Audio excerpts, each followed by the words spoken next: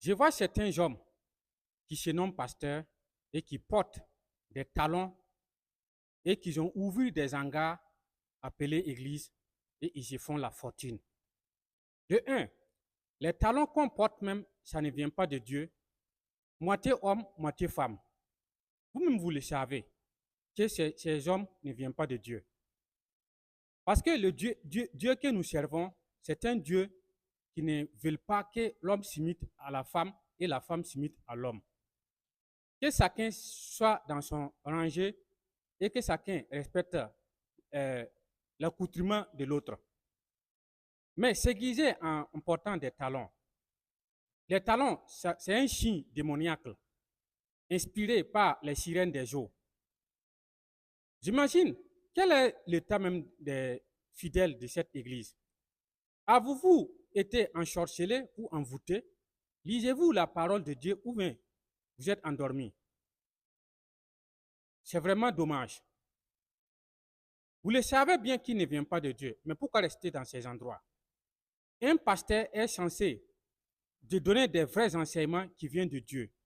Il a été établi par Dieu pour diriger, pour soigner, pour guérir, pour conseiller et orienter la voie normale. C'est le rôle d'un pasteur établi par Dieu sur la terre.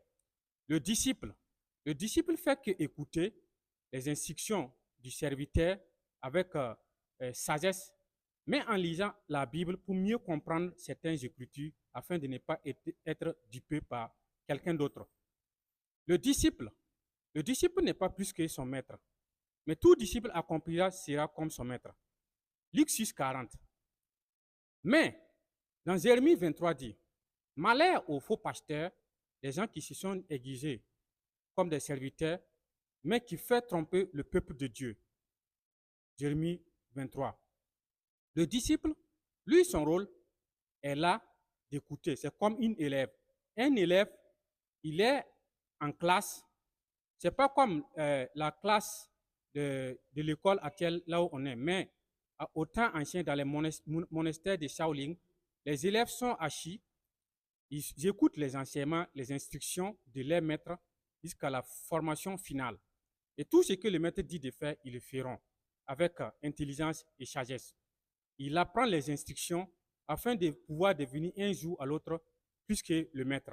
Et cet élève peut aussi enseigner les enseignements normaux de ce qu'il a reçu du maître et partager aux autres.